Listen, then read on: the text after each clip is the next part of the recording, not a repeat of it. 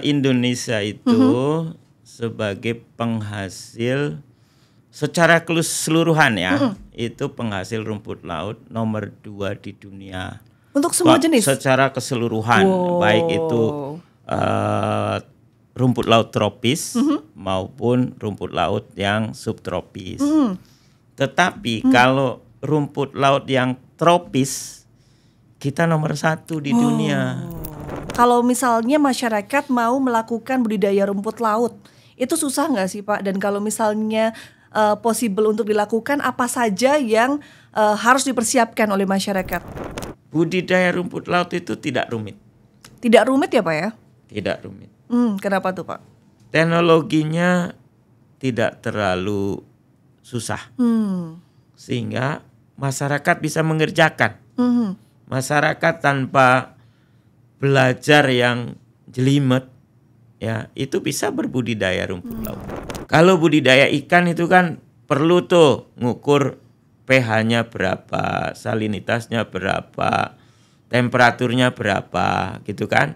Kepadatan ikannya harus berapa, jumlah pakannya harus berapa, kan begitu. Kapan dipanen, kapan memperlakukan dia supaya tidak kena penyakit. Kalau seandainya kena penyakit, apa upayanya dan seterusnya, kan begitu. Kalau rumput laut itu tidak.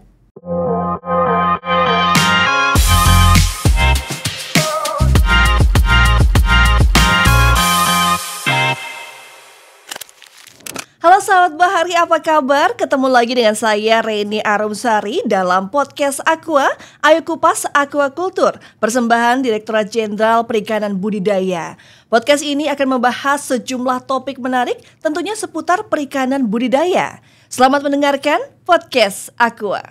Ya sahabat Bahari, kali ini topik kita sangat menarik. Kita akan membahas budidaya salah satu komunitas unggulan yang ada di Indonesia, yaitu rumput laut. Dan kita akan langsung ngobrol dengan Direktur Rumput Laut Pak Nono Hartanto. Halo Bapak, apa kabar? Halo, kabar baik. Sehat ya Pak ya? Selamat siang. Kita kan hari ini akan membahas soal rumput laut nih Pak. Saya mendengar ada kabar baik nih Pak, bahwa Indonesia tuh menjadi salah satu produsen terbesar dunia, salah satu jenis rumput laut. Nah itu benar nggak Pak? Ya, benar sekali. Jadi Indonesia itu sebagai penghasil secara keseluruhan ya, itu penghasil rumput laut nomor 2 di dunia. Untuk semua jenis? Secara keseluruhan, baik itu rumput laut tropis maupun rumput laut yang subtropis. Tetapi kalau rumput laut yang tropis, kita nomor 1 di dunia. Ya, jadi bukan hanya nomor 2 tapi nomor 1 di dunia. Ya, terkait dengan rumput laut jenis yang tropis. Ya, apa tuh Pak? Yang tropis itu artinya yang bisa tumbuh ya di sekitar daerah Khatulistiwa atau daerah yang memang sinar mataharinya tersedia sepanjang tahun ya, dan kita hanya mengenal 2 musim kan, musim kemarau, musim hujan. Lain kalau yang daerah subtropis itu kan ada 4 musim. Nah, itu berbeda lagi jenis rumput lautnya ya. Misalnya ada di Korea, di Jepang, ya di Cina, itu adalah negara-negara penghasil rumput laut yang jenis subtropis. Kok bisa sih Pak ini jenis-jenis rumput laut tropis ini bisa Indonesia bisa menjadi produsen terbesar di dunia? Itu kenapa tuh Pak? Ya karena di Indonesia tentu saja ya. Alamnya itu mendukung itu ya, karena rumput laut itu pasti punya habitat tertentu ya. Jadi tidak semua rumput laut itu tumbuh di laut ya, mau di daerah tropis, subtropis itu bisa tumbuh ya, tetapi memang itu dia punya karakter tersendiri sehingga ada rumput laut yang memang tumbuhnya di subtropis, ada juga yang tumbuh di tropis ya. Dan di Indonesia kebetulan dikaruniai ya dengan sinar matahari yang sangat banyak 12 jam setiap hari dan 1 tahun penuh ya, dan ini sangat mendukung Menguntungkan ya Pak ya? Untuk pertumbuhan rumput laut yang tropis. Ini berarti secara alami atau budidayanya itu Pak bisa membuat Indonesia menjadi produsen terbesar dunia? Itu apakah secara alami hanya dari anugerah alamnya saja atau memang dari pelaku budidaya sudah sukses untuk memproduksi rumput laut yang tropis? Ya, awalnya rumput laut kita ya tumbuh secara alam ya, karena awalnya memang ya, Pak, ya? Daerah kita cocok lah begitu. Tapi dengan kebutuhan pasar, ini kan tidak seluruhnya harus menggantungkan pada hasil dari alam. Sehingga kita mulai ada upaya tuh budidayanya. Ya, bagaimana kita menanam rumput laut, mengontrol rumput laut ya, mengatur musimnya, mengatur bagaimana cara budidayanya, bagaimana bibit yang bagus dan seterusnya. Nah, itulah kegiatan-kegiatan budidaya rumput laut ya. Jadi awalnya memang karena memang musim yang cocok ya, iklim yang cocok sehingga tumbuh itu dengan baik di Indonesia. Tapi seiring dengan permintaan yang banyak, maka dari alam tidak mencukupi, sehingga upayanya adalah bagaimana meningkatkan produksi itu dari usaha budidaya. Berarti bisa dibilang nih Pak bahwa Indonesia itu menjadi produsen terbesar rumput laut dunia itu dari anugerah alamnya, kemudian dari usaha budidayanya, begitu ya Pak ya? Iya. Ya. Oke, kalau untuk jenis rumput laut yang ada di Indonesia tuh apa saja sih Pak? Tadi kan Bapak sempat bilang bahwa yang Indonesia sebagai produsen terbesar itu untuk rumput laut tropis. Nah, sebenarnya ada berapa jenis rumput laut yang ada di Indonesia dan mungkin yang sudah dibudidayakan ada apa saja gitu Pak? Ya. Jadi dari catatan para ahli, sebenarnya di Indonesia itu ada sekitar 906 spesies rumput laut. Banyak ya Pak ya? Banyak sekali ya. Bahkan kita juga, dan saya sebagai direktur rumput laut juga nggak bisa hafal tuh satu-satu. Saking banyaknya anugerah jenis rumput laut yang ada di Indonesia ya Pak ya. Dan itu juga masih minim sekali dengan penelitian ya. Karena memang itu banyaklah bisa digunakan untuk bahan obat-obatan ya, untuk bahan pangan. Banyak sekali sebenarnya manfaat-manfaat dari rumput laut ya. Bahkan ada jenis rumput laut yang digunakan untuk bahan baku uang kertas. Oh ya? Iya. Jadi kalau tanpa itu mungkin uang kertasnya tidak kualitas bagus. Ya. Itu ada jenis-jenis seperti itu. Dan nanti katakanlah bisa dikembangkan lebih banyak lagi pemanfaatannya ya Pak ya? Bisa dikembangkan. Cuma persoalannya kan sekarang begini. Penelitiannya kita belum begitu intens. Kemudian kita belum tahu datanya sebenarnya berapa kebutuhannya dan seterusnya. Ya ini memang masih perlu ada penelitian ya, info-info yang perlu lebih mendalam lagi. Ya. Dari 906 itu yang dibudidayakan nggak cukup nih 10 jari. Paling cuma 5 jari saja nih yang sudah berhasil dibudidayakan oleh masyarakat kita. Ya, yang pertama yang terbesar itu adalah dari jenis Echema cottoni. Echema cottoni. Ya, itu yang paling besar. Ini yang paling besar. Oh iya. Besar. Kemudian ada namanya Echema spinosum. Nah ini dua komoditas ini untuk penghasil karakitan. Kemudian yang ketiga itu adalah Gracilaria. Nah, Gracilaria ini rumput laut yang tumbuh di tambak-tambak. Nah, ini sebagai bahan baku agar. Mungkin kalau Mbak pernah makan puding, ya pernah makan yang dijadikan sebagai minuman, ya. Itu yang jenis apa Pak? Itu adalah dari jenis Glaciaria. Glaciaria. Nah, ini adalah penghasil agar namanya. Ya, ini. Kemudian ada yang juga bisa dimakan, itu namanya anggur laut. Oh iya, saya tahu. Yang hijau kecil-kecil itu ya Pak ya? Betul, atau sea grape. Nah, ini sudah juga dibudidayakan. Oh, ya. sudah berhasil ya Pak ya?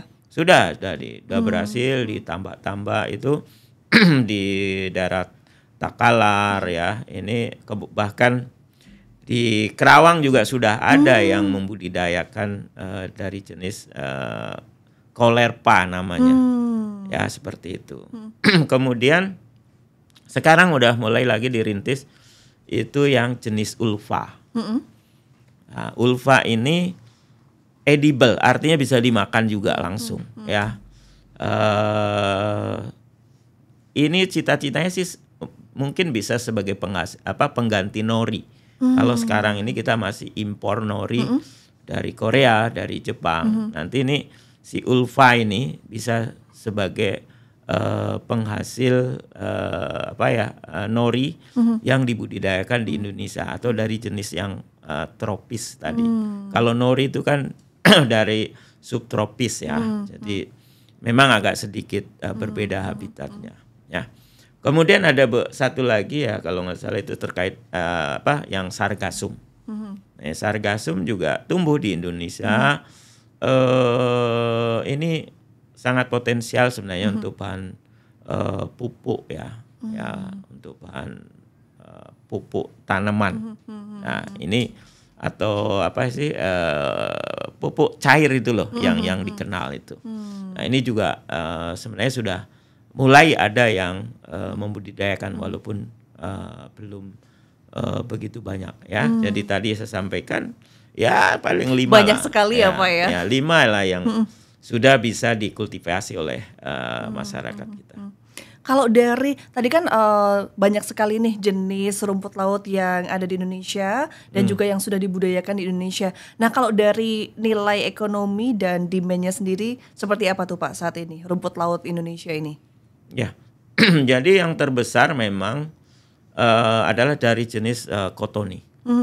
Jadi hampir 80% lah ya rumput laut kita yang dipakai di dalam negeri maupun yang diekspor itu adalah dari jenis kotoni ini. Ya.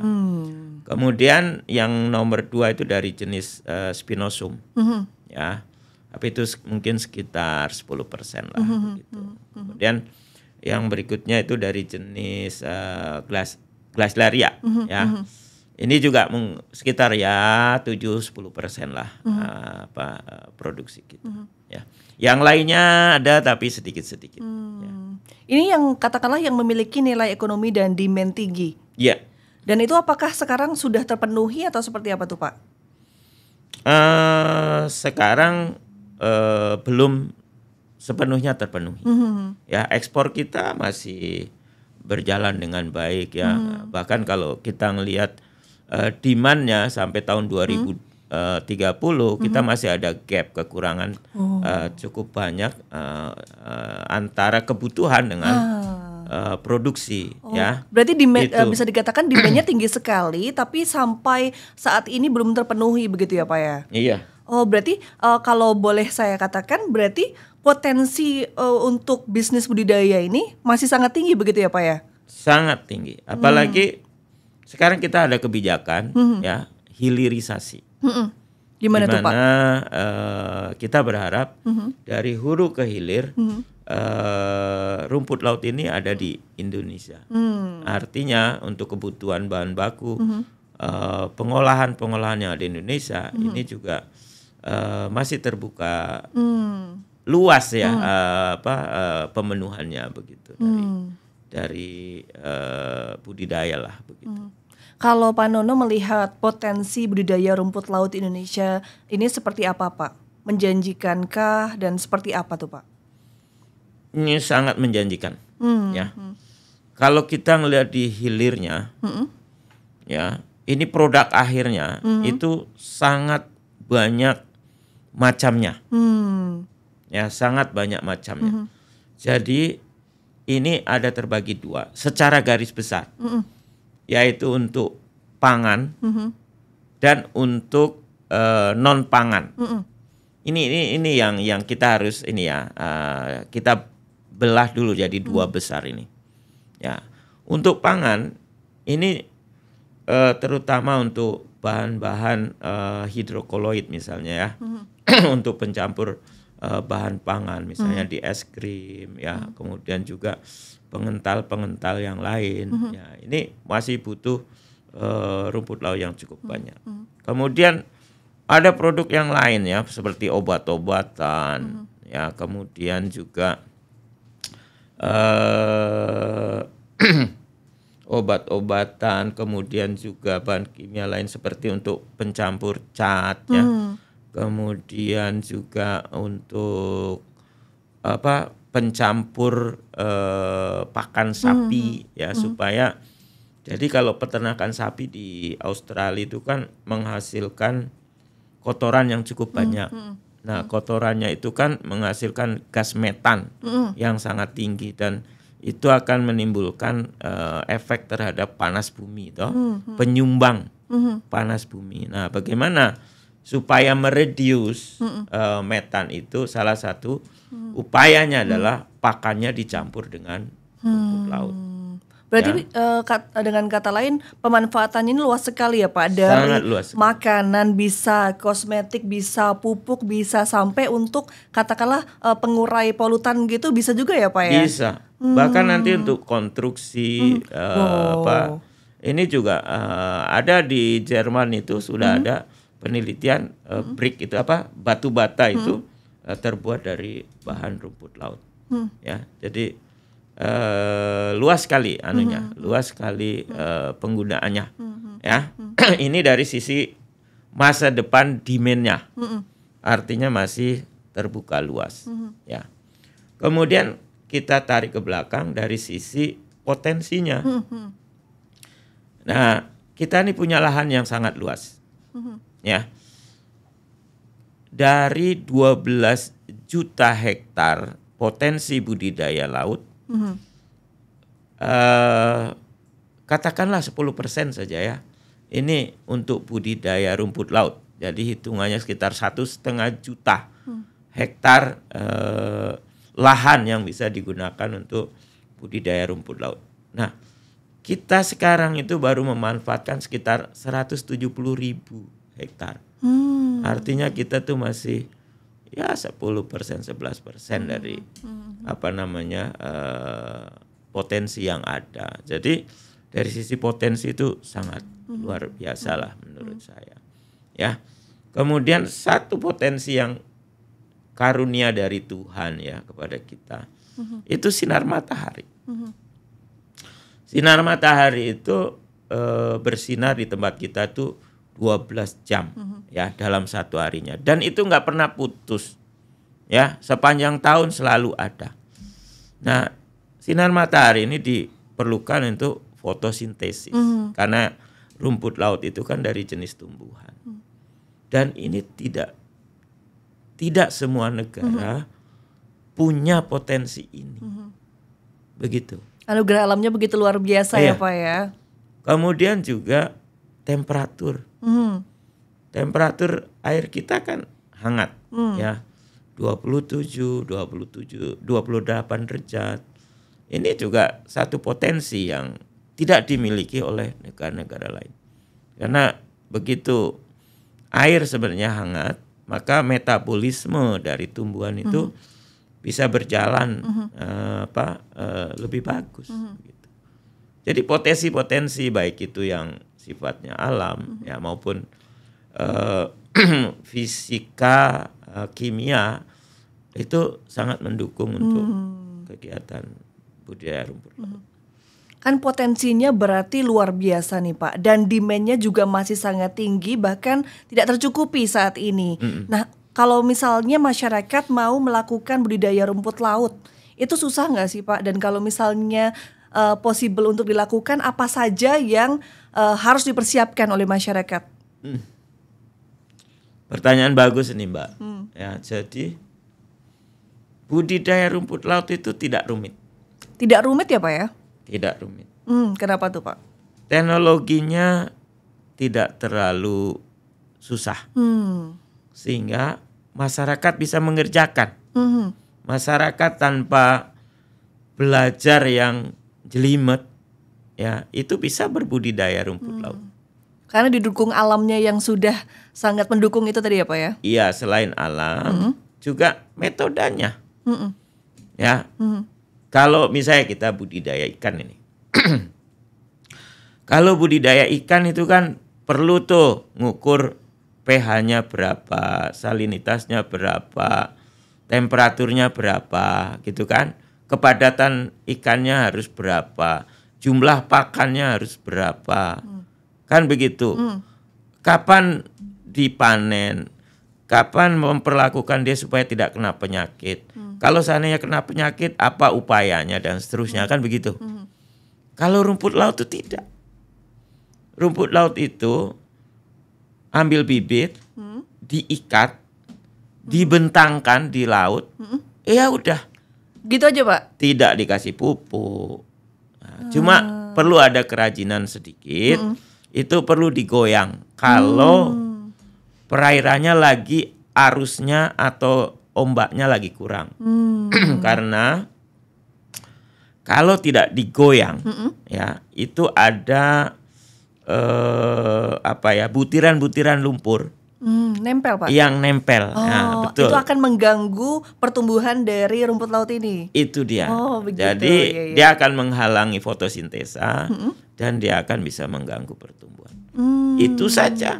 Jadi hanya perlu mengambil bibit. Nah bibitnya ini harus bibit yang unggul atau mana aja gitu Pak? Ya tentunya kalau kita ingin mendapatkan hasil yang bagus, ya dari bibit yang bagus tentunya, kan gitu. Nggak bisa juga kita sembarangan gitu, ya. Jadi tetap harus ada memilih, memilih bibit yang bagus. Nah yang dimaksud dengan bibit unggul rumput laut tuh seperti apa Pak? Ya, jadi kalau kita bicara rumput laut yang bagus itu seperti apa? Nah, yang pertama tentu saja harus beberapa kriteria lah ya. Ya baik itu ya fisik lah biasa kita ini secara fisik kita sebenarnya bisa melihat ya rumput laut ini bagus apa tidak. Yang pertama tentu saja dari bibit yang pertumbuhannya bagus lah, ya seperti itu. Kemudian yang kedua tentu saja tidak ada epifit atau ada tumbuhan yang menempel. Artinya bersih lah begitu, ya. Kemudian warnanya juga alami, ya, alam. Karena warna rumput lautnya ada yang coklat, ada yang hijau, kayak begitu. Jadi tidak mesti harus ya warnanya coklat, enggak juga. Yang penting dia itu warnanya alami, cerah begitu ya, seperti itu. Ya. Kemudian ya tadi tidak ada lumpur dan seterusnya. Nah ini yang bagus. Nah yang paling penting adalah si petani ini harus mengambil bibit yang masih muda gitu loh. Jadi jangan yang tua gitu loh, jangan yang tua ya. Biasanya kalau di kebun bibit itu umurnya sih sekitar 25 hari, itu udah bisa dipecah lagi menjadi bibit. Nah, seperti itu. Supaya perkembangannya lebih cepat kalau yang muda gitu Pak ya? Iya, betul. Ya. Nah, di kita sebenarnya sudah ada UPT yang kita kasih mandat ya untuk bisa memproduksi bibit rumput laut yang unggul. Di mana tuh Pak? Kita ada 6 UPT itu, ada di Lampung, kemudian ada di Jepara, ada di Situbondo, ada di Lombok, ada di Ambon, dan ada di Takalar di Makassar. Ya, ini adalah UPT-UPT yang kita berikan tugas ya bagaimana memproduksi bibit-bibit rumput laut yang unggul tadi. Nah, ada dua hal sebenarnya yang kita lihat di sana. Yang pertama, dia pertumbuhannya bagus. Ya. Kemudian yang berikutnya tahan terhadap penyakit. Nah, sebenarnya dua hal itu yang kita sasar ya terkait dengan bibit unggul itu.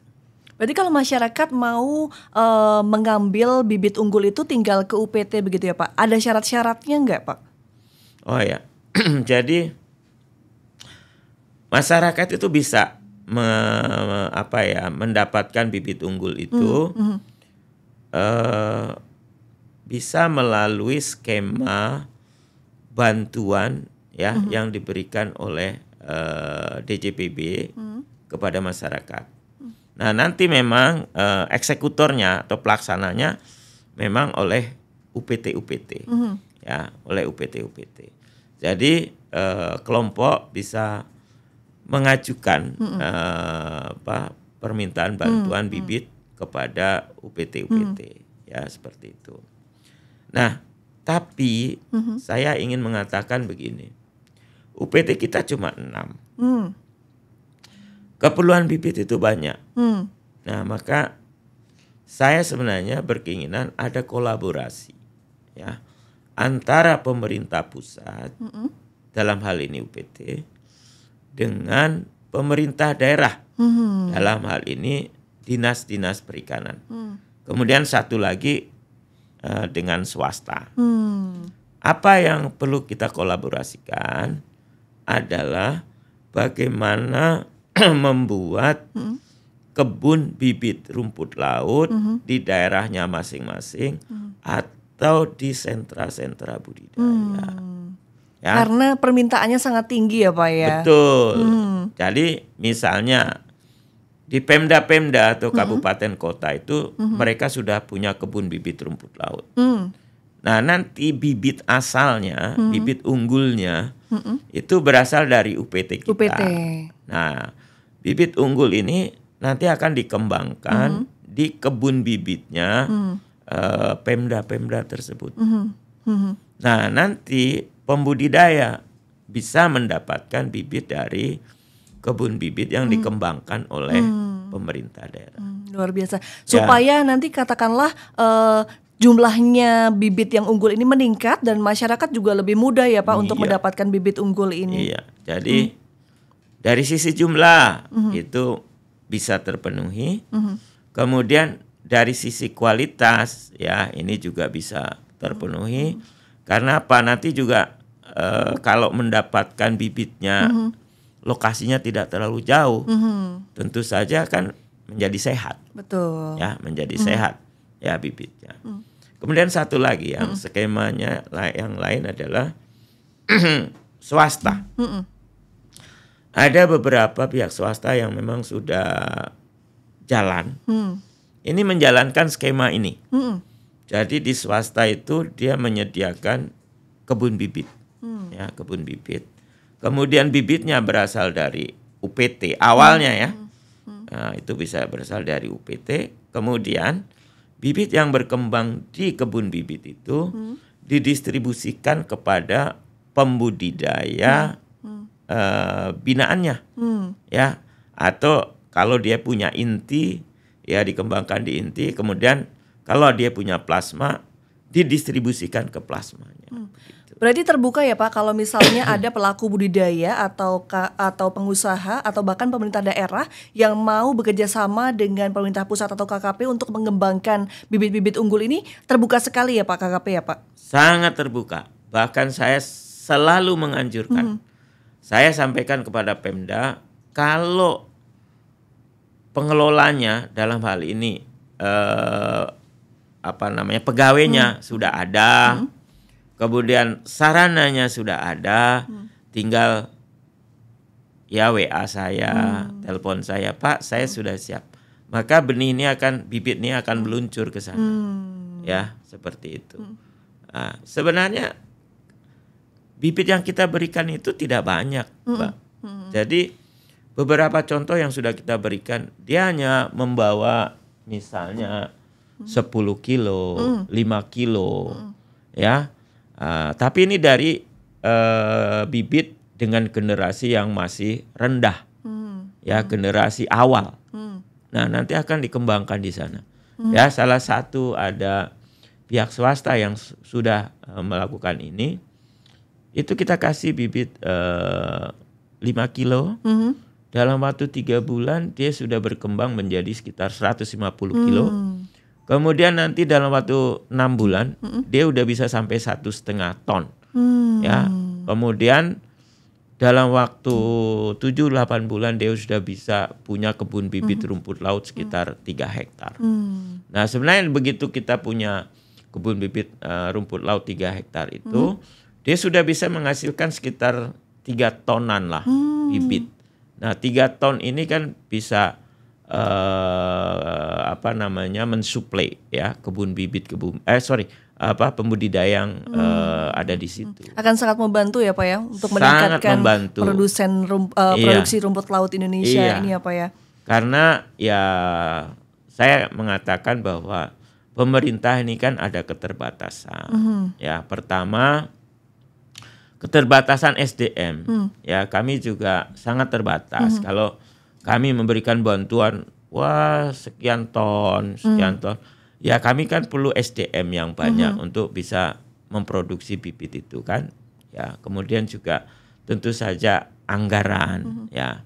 Ya, anggaran juga kita kan enggak jor-joran gitu ya. Kita juga sangat terbatas sehingga kolaborasi itu yang menurut saya dibutuhkan ya Pak ya? Dibutuhkan. Jadi pemerintah pusat ya kita memproduksi bibitnya yang dari lab ya, dari lab itu menjadi tugas kita yang pemerintah pusat ya. Kemudian nanti pemerintah daerah atau swasta itu bisa mengembangkan bibit-bibit yang sudah dihasilkan oleh laboratorium kita ya.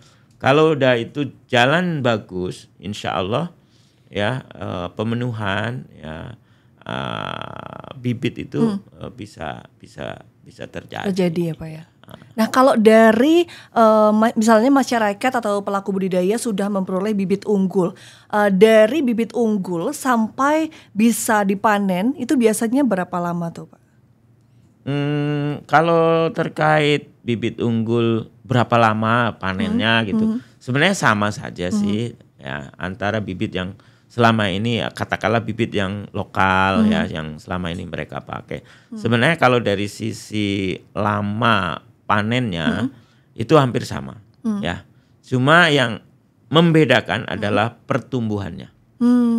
Jadi pertumbuhan dari yang bibit berasal dari kuljar itu jauh lebih bagus ya, lebih tinggi dibandingkan dengan yang dari alam atau dari bibit-bibit lokal yang selama ini dipakai. Kalau untuk lokasinya Pak, lokasi yang katakanlah paling baik untuk membudidayakan rumput laut tuh di mana aja tuh Pak? Kalau lokasi ya sebenarnya saya melihat itu kalau mulai kalau Indonesia ya. Itu mulai dari Indonesia Tengah ya sampai ke timur. Indonesia Tengah ke timur? Iya, itu mulai dari Sulawesi ke arah timur. Ya bisa nanti Bali, NTB, NTT. Kemudian kalau wilayah agak ke utara itu ada Ambon, Papua gitu ya. Ada Maluku Tenggara. Itu tuh daerah-daerah yang sangat excellent untuk. Kenapa tuh Pak? Karena airnya masih bagus. Dari suhunya, dari cahayanya begitu? Ya dari sisi ketercemaran misalnya ya. Kemudian di sana itu tidak ada sungai-sungai besar. Beda dengan di wilayah barat. Oke. Di wilayah barat itu di Sumatera, di Jawa, ini kan banyak sungai-sungai besar. Nah, sungai besar itu berpengaruh karena dia membawa lumpur yang tadi bisa menutup fotosintesis dari rumput laut itu ya Pak ya? Iya, cepat paham Mbaknya ya berarti. Langsung dapat ilmu banyak banget dari Pak Nono. Ya, alhamdulillah. Nanti jadi pembudidaya rumput. Amin. Ya, jadi itu ya membawa lumpur, ada siltasi. Dia akan bisa menutup pori-pori si rumput laut dan bisa mengakibatkan kematian. Yang kedua adalah penurunan salinitas. Jadi rumput laut ini juga sensitif ya terhadap salinitas. Jadi kalau salinitasnya sudah di bawah 25 gitu ya udah terjadi persoalan. Ya seperti itu. Makanya di Indonesia bagian barat ini agak-agak riskan ya. Nah, tapi nanti ada lagi nih di Sumatera, ini sebenarnya bagus nih Sumatera itu yang dengan Samudra Hindia. Itu yang juga pesisir yang dekat Hindia ya Pak ya? Ya, itu juga sebenarnya potensial ya. Daerah-daerah yang sangat potensi. Ya, kemarin saya dapat informasi juga di Nias gitu ya. Udah mulai itu dikembangkan ya, mulai ada budidayanya di sana. Kalau selain dari adanya katakanlah airnya tuh harus bersih gitu, kendala-kendala apa yang mungkin muncul ketika pelaku budidaya ini melakukan budidaya rumput laut Pak biasanya? Yang paling sering muncul gitu. Hama. Jadi hama itu ada penyu, kemudian ada ikan namanya ikan beronang. Nah karena dia itu herbivore jadi makan rumput laut. Ya, itu terasa betul kalau hamparan budidaya rumput lautnya masih sedikit. Jadi dia makan itu kan jadi Tapi kalau hamparannya sudah luas sih, ya tidak terlalu bermasalah lah. Maksudnya ya di sini makan nggak habis gitu loh. Ya, tapi kalau masih sedikit kan. Ya itu karena makanan kesukaan ya habis juga gitu. Makanya kalau mengembangkan untuk awal-awal biasanya perlu ada upaya ekstra dengan membuat pagar-pagar lah gitu supaya penyu tidak masuk, ikan beronang tidak masuk begitu. Oke, berarti rumput laut ini kan potensinya sangat besar, demand-nya sangat tinggi. Nah, upaya pemerintah untuk mendorong produksinya apa aja nih Pak? Ya. Beberapa upaya pemerintah ya untuk bisa mendorong peningkatan produksi ada beberapa nih yang sudah dilakukan ya. Pertama itu adalah modeling.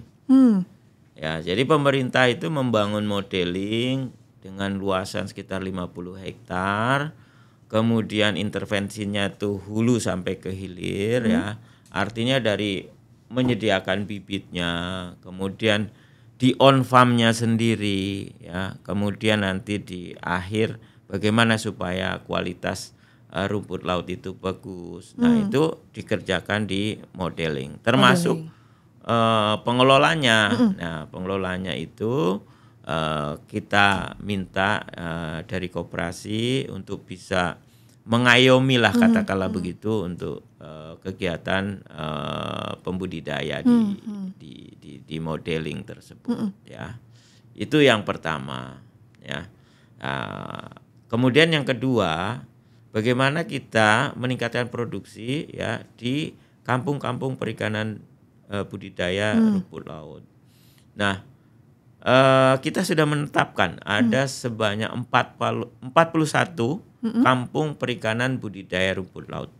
Ya, jadi ini udah di sentra-sentra ini udah banyak kampung-kampung perikanan budidaya rumput laut. Nah, bagaimana mengupgrade produksi? Nah, ini juga pemerintah ada intervensi ke sana, misalnya memberikan bantuan sarana prasarana untuk kebun bibit rumput laut.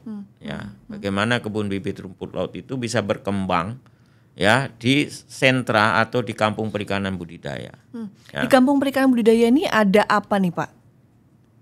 Di kampung perikanan budidaya yang sekarang ini hanya budidaya saja. Jadi pembudidaya itu hanya bekerja membudidayakan rumput laut saja. Jadi budidaya, habis itu panen, habis itu dikeringkan, dijual. Nah ini yang terjadi di kampung perikanan budidaya.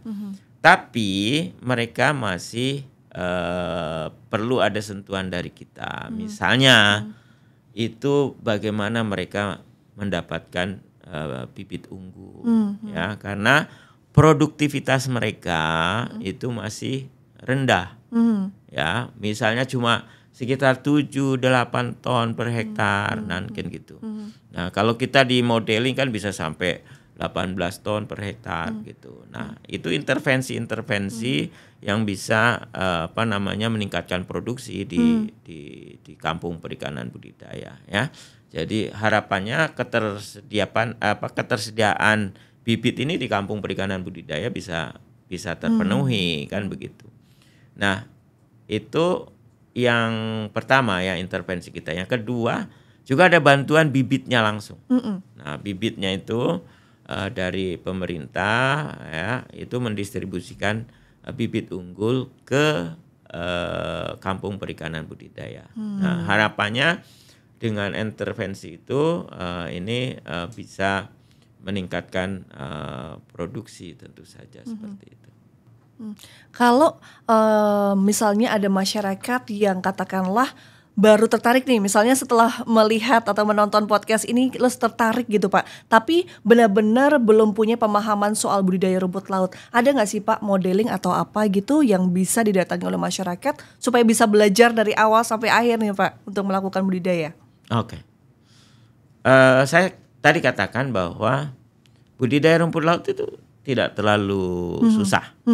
Mungkin dia bisa datanglah ke pembudidaya lain, nah, cerita mungkin itu pun udah Pak, menurut saya sudah didapatkan ilmunya. Sudah cukup sebenarnya ya Pak ya? Iya sudah cukup. Ya artinya karena tadi yang saya bilang tidak perlu ada tidak perlu ada ilmu yang tinggi amat lah ya. Yang penting dia mau aja usaha, insya Allah bisa. Ya insya Allah bisa. Nah kalau terkait modeling sebenarnya ini pemerintah ingin memberikan contoh bagaimana berusaha budidaya rumput laut itu skala besar ya secara korporasi gitu. Makanya pemerintah itu memberikan contoh ya luasannya pun luas ya satu areal kita kasih contoh itu adalah 50 hektar. Ya, dari situ ya silakan aja masyarakat boleh datang ke modeling. Di mana tuh Pak? Ya, kita sudah membangun ada 3 modeling. Yang khusus untuk rumput laut ini ya Pak ya? Khusus rumput laut. Yang pertama kita bangun tahun 2023 itu di Wakatobi. Ya, kemudian di tahun 2024 itu ada 2 tempat. Ada di Maluku Tenggara sama ada di Rotendao. Nah, ini ada 3 tempat yang kita bangun sebenarnya sebagai contoh begitu. Nah, jadi polanya ini dari hulu sampai ke hilir sebenarnya. Tapi hilirnya nggak sampai ke pengolahan intervensi kita nggak sampai sana, sampai pengering lah ya. Pengeringan gitu. ya. Tapi hulunya itu bibit yang kita tekankan ada bibit sehingga di sana juga kita membangunkan yang namanya lab kultur jaringan.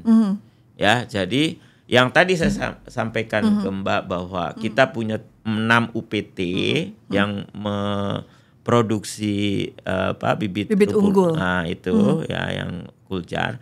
Ini ditambah lagi dengan 3 modeling tadi. Yang di modeling yang ada di Wakatobi, ada di Maluku Tenggara, ada di Rote. Nah, ini sebenarnya cikal bakal juga bagaimana menghasilkan bibit-bibit unggul ya. Dan skenarionya si lab ini ya sama kebun bibit rumput laut ini diserahkan kepada koperasi. Ya, pada koperasi sehingga operasionalnya ya dia yang menanggung ya, tapi dia dapat income.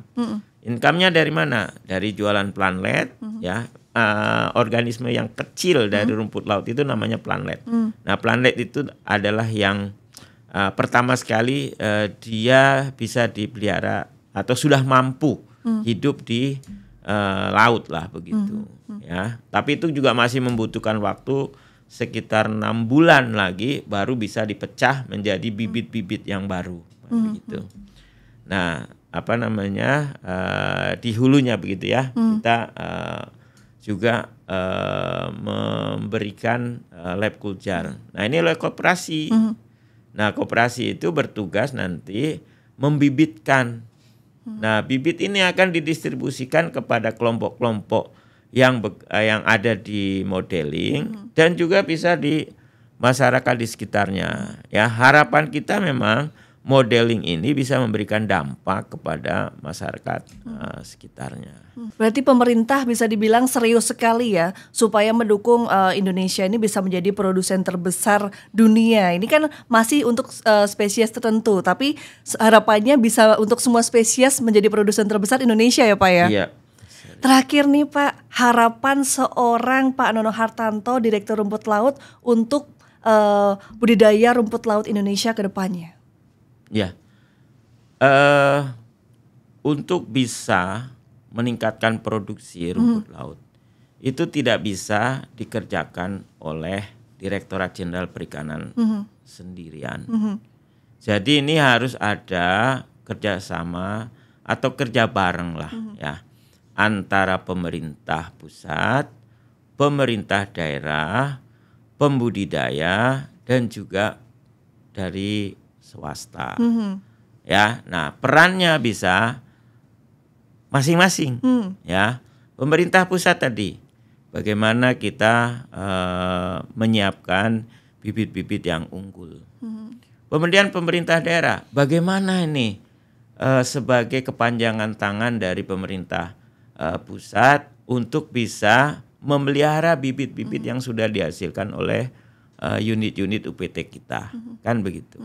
Kemudian pembudidaya, nah pembudidaya juga memanfaatkan bibit unggul yang sudah diproduksi oleh pemerintah, begitu. Kemudian swasta juga sama, ya. Nanti swasta punya kebun bibit, kemudian bibitnya bisa didistribusikan kepada inti maupun plasmanya, ya seperti itu. Jadi memang tidak bisa KKP melalui Direktorat Jenderal Perikanan Budidaya single fighter ya untuk bisa meningkatkan produksi. Kalau menurut saya sih tidak demikian ya. Kemudian yang berikutnya ini terkait budidaya. Rumput laut Indonesia ya yang dihasilkan ini itu hampir ya mungkin 99% itu diproduksi oleh para petani. Nah, inilah ke depan bagaimana sektor swasta juga sudah mulai melirik di hulunya ini ya. Karena sekarang sektor swasta lebih tertarik kepada di hilirnya. Pengolahan produknya ya Pak? Ya, mulai perdagangannya itu, mulai kita membeli produk keringnya, kemudian sampai kepada pengolahan, ya sampai pada ekspor. Ada juga yang dia membeli bentuk kering kemudian diekspor. Ada yang dia membeli dalam bentuk kering diolah di Indonesia, kan begitu. Nah, ini di hulunya di hilirnya itu masih tertarik itu di situnya. Ya, tapi sektor swasta belum tertarik di hulunya ini. Ini yang harus kita sama-sama dorong ya, karena yang tadi saya sampaikan bahwa luas lahan kita sebenarnya untuk budidaya rumput laut itu ya sangat besar kalau menurut saya seperti itu. Luar biasa sekali ya. Pak Nono, ini pembicaraan yang luar biasa. Kita doakan bersama Pak Nono, semoga segala pihak terkait ini bisa benar-benar bekerja sama sehingga nantinya budidaya rumput laut Indonesia bisa makin maju lagi ya Pak ya. Amin. Baik, terima kasih Pak Nono, luar biasa sekali. Salam sehat Pak Nono. Sama-sama, terima kasih Mbak. Ya, sehat selalu, sukses ya. Amin. Ya sahabat Bahari, menarik sekali ya topik kita kali ini. Jangan lupa subscribe YouTube channel Perikanan Budidaya dan sampai jumpa di episode berikutnya. Bye-bye.